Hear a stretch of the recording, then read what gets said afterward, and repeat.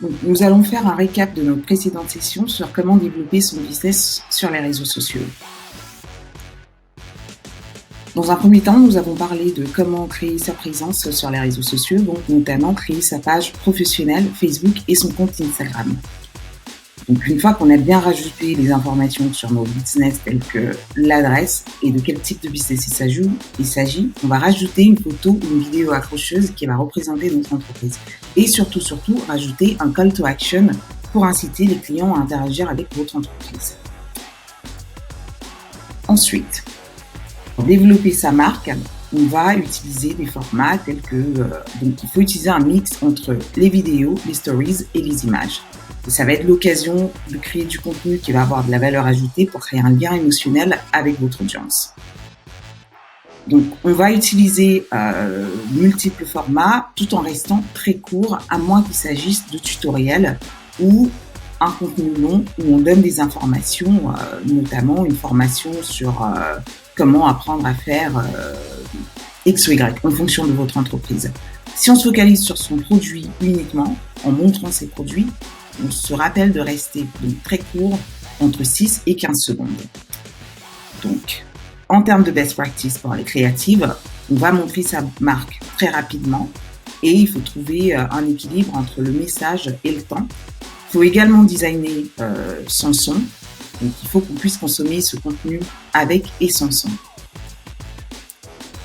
Et donc, pour récapituler, on va faire des vidéos sur un format mobile, c'est-à-dire carré ou vertical. Et on va itérer en permanence au fur et à mesure qu'on apprend, au fur et à mesure qu'on comprend quel type de contenu fonctionne avec notre audience. On va le réitérer et créer de nouvelles versions de ce contenu pour apprendre. Donc, pour les business e-commerce, vous pourrez également utiliser les boutiques disponibles sur Facebook et Instagram. Donc, vous pouvez mettre en avant vos produits, le prix et toutes les informations liées à vos produits. Une fois qu'on a établi sa marque, on va définir quel est son objectif pour la partie prospection et on va s'assurer de bien calculer le coût qu'on est prêt à payer pour l'acquisition de chacun de nos utilisateurs et s'assurer que ça nous permette d'être rentable. Une fois qu'on a établi notre objectif et le coût qu'on est prêt à payer, on va définir notre audience. Donc, quel est le client idéal, quel est son besoin et qu'est-ce qui les motive. Ensuite, on va rentrer dans un cycle d'analyse qui est une boucle infinie. Donc, on crée, on diffuse, on analyse, on affine et on retourne en création. Et pour l'analyse, vous pouvez également utiliser les plateformes telles que Facebook Insight ou Instagram Insight disponibles pour tous les utilisateurs. Ensuite, sur WhatsApp, on va s'assurer de rester en contact avec ses clients pour des besoins, donc répondre à leurs messages, donner des informations sur nos produits et surtout bien définir leurs attentes.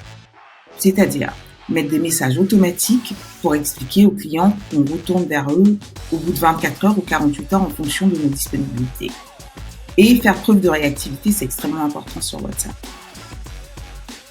Et pour terminer, je vais vous donner les 10 applications pour ceux qui n'ont pas l'accès à des ressources de designers qui vous permettront de créer gratuitement vos différentes créatives, que ce soit transformer une vidéo en stories ou la décliner sur plusieurs formats. Et cela ne vous coûte absolument rien du tout.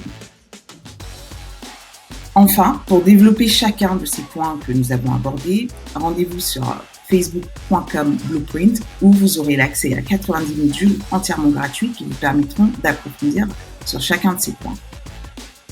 Je vous remercie et à très bientôt.